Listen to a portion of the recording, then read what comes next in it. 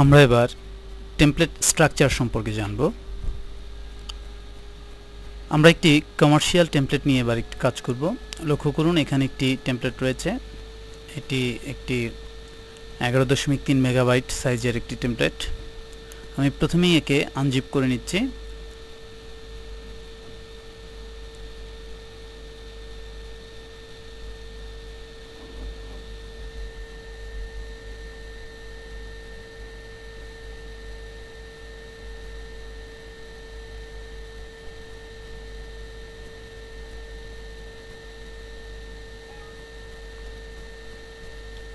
টেমপ্লেটটি unzip হয়ে গেছে।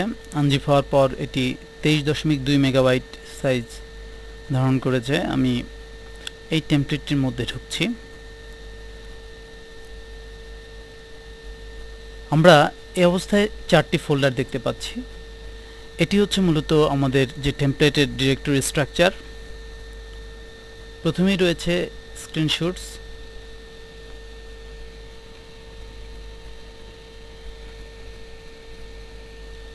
অর্থাৎ এই টেমপ্লেটসটি দেখতে কেমন তার কিছু স্ক্রিনশট এখানে রয়েছে। লক্ষ্য করুন এই টেমপ্লেটটি মূলত আমরা কাজ করছি। পাশাপাশি যেহেতু এটি একটি ফ্ল্যাশ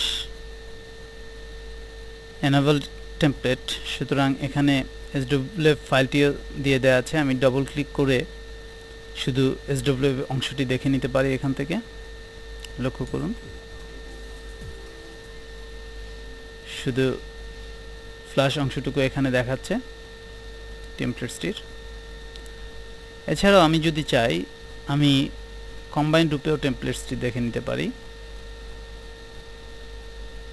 এখানে এই টেমপ্লেটসটি মূলত যে নামে, তার নাম অনুযায়ী এর প্রধান ফাইলটির নাম হবে। এখানে যেমন 17180 নামের টেমপ্লেট, সুতরাং এটি তার প্রধান বা মেইন পেজ হবে। সুতরাং আমি এটি ওপেন উইথ ইন্টারনেট এক্সপ্লোরার দিয়ে এটাকে আমি ওপেন করছি।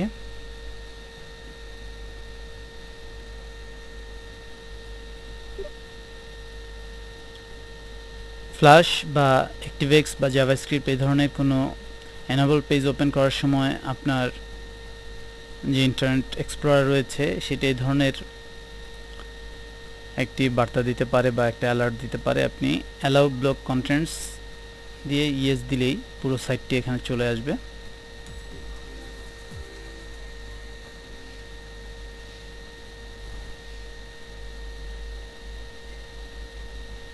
এখানে অবশ্য শুধুমাত্র ব্যানার অংশটুকু এসেছে, যেহেতু এর রেফারেন্সে এই অংশটুকু। আমি তাহলে এর অন্য একটি পেজ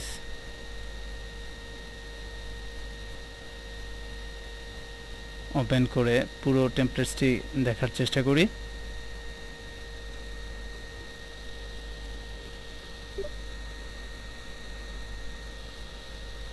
আমি পূর্বেই বলেছি এখানে অবশ্যই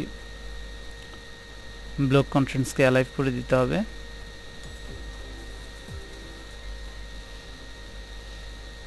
এটিও মূলত ফ্ল্যাশ অংশটাকে রিপ্রেজেন্ট করছে।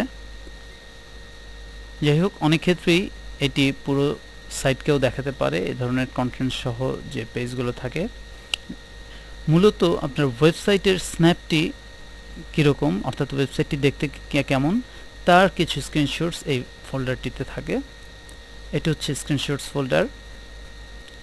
এরপর রয়েছে সাইট ফোল্ডার। এখানে মূলত আপনি আপনার মূল কন্টেন্টস পাবেন। অনেক সময় অনেক টেমপ্লেটস গ্রুপে এই ফোল্ডারটি থাকে না, স্ন্যাপশটেই অনেক ক্ষেত্রে পুরো সাইটকে রিপ্রেজেন্ট করা থাকে। সেক্ষেত্রে আপনি ওই ফোল্ডার থেকে আপনি তথ্য পেতে পারতেন। যেহেতু এখানে আরেকটি ফোল্ডার রয়েছে, সেক্ষেত্রে এটি আলাদাভাবে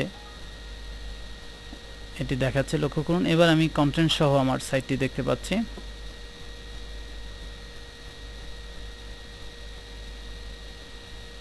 এখানে মূলত CSS এবং HTML অংশটি রয়েছে, পাশাপাশি এতে যে সকল ইমেজ ব্যবহৃত হয়েছে সেই ইমেজ ফোল্ডারটিও এখানে বিদ্যমান। এরপর আমরা দেখছি সাইট ফ্ল্যাশ, এখানে হচ্ছে মূলত এই সাইটটি ফ্ল্যাশ বেসড যে অংশটি আছে, অর্থাৎ আপনি চাইলে এই টেমপ্লেটসটি ফ্ল্যাশ অথবা নন ফ্ল্যাশ উভয় ফরম্যাটই ব্যবহার করতে পারবেন। আপনি যদি ইমেজটির উপরের অংশে যে অ্যানিমেশনটি আছে সেটি না হয়ে স্ট্যাটিক ইমেজ চান, সেক্ষেত্রে আপনি এর আগের যে ফোল্ডারটি আছে সেটি ব্যবহার করতে পারেন। আর আপনি যদি ফ্ল্যাশ ভিত্তিক কম্বাইন ফর্ম চান, সেক্ষেত্রে আপনি সাইট ফ্ল্যাশ এই ফোল্ডারটি ব্যবহার করবেন।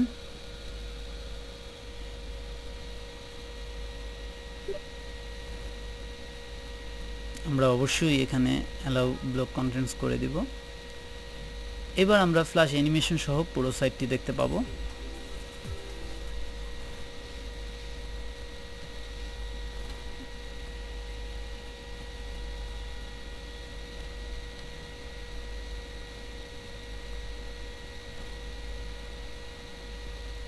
এটি বন্ধ করে দিচ্ছি। তাহলে আমরা তিনটি ফোল্ডারের সাথে পরিচিত হলাম। প্রথমটি হচ্ছে স্ক্রিনশটস, যেখানে রয়েছে আপনার যে টেমপ্লেটসটি তার কিছু স্ন্যাপ। এরপর রয়েছে সাইট, যেটি মূলত HTML এবং স্ট্যাটিক ইমেজ বেসড সাইট। এরপর রয়েছে flash combined site, flash based যে সাইটটি। সর্বোপরি যে ফোল্ডারটি আমরা দেখতে পাচ্ছি এটি হচ্ছে সোর্সেস, অর্থাৎ এর মধ্যে এই যে টেমপ্লেটসটির মূল সোর্স ফাইলগুলো রয়েছে। এখানে আমরা যদি লক্ষ্য করি ক্লিপ আর্ট লাইব্রেরি নামে একটি ফোল্ডার রয়েছে, যেখানে এই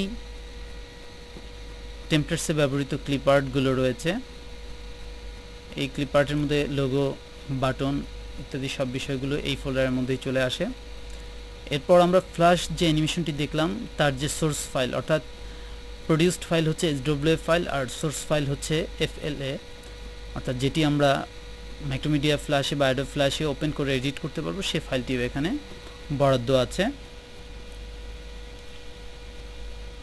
এরপর রয়েছে ফন্টস, অর্থাৎ এই ওয়েবসাইটে ব্যবহৃত যে ফন্টগুলো আছে সেটি এখানে বরাদ্দ করা আছে, দেয়া আছে। এবং সর্বোপরি রয়েছে PHD, অর্থাৎ এর যে মূল টেমপ্লেটসটি সেই টেমপ্লেটসের PHD ফাইলগুলো এখানে আছে। এটি হচ্ছে একটি টেমপ্লেটসের মূলত একটি স্ট্রাকচার। এই স্ট্রাকচারটি কোম্পানি ভেদে কিছুটা তারতম্য হতে পারে, অর্থাৎ টেমপ্লেট মনস্টার এই স্ট্রাকচারটিকে কিছুটা পরিবর্তন করে তাদের মতো করতে পারে, বক্স আর্ট কিছুটা পরিবর্তন করে তাদের মতো করতে পারে। তবে যেভাবেই করুক মূলত কিছু কিছু বিষয় একই থাকবে। যেমন সোর্সের মধ্যেই আপনি সোর্স ফাইলগুলো পাবেন। আপনার হয়তো বা স্ক্রিনশটস কোনো টেমপ্লেটসে নাও থাকতে পারে। কেউ এই সাইটকে HTML সাইট বলতে পারে এবং এখানে সাইট ফ্ল্যাশ বলতে পারে, বাট আপনি ফোল্ডারগুলো দেখলেই আপনি বুঝতে পারবেন। সুতরাং আপনার টেমপ্লেটস এডিটিংয়ের প্রথম যে পদক্ষেপ সেটি হচ্ছে টেমপ্লেটসের যে ফোল্ডার স্ট্রাকচারটি সেটি বোঝা এবং আপনার টেমপ্লেটসের উপাদানগুলো কোথায় কি আছে সেটি সম্পর্কে অবগত হওয়া।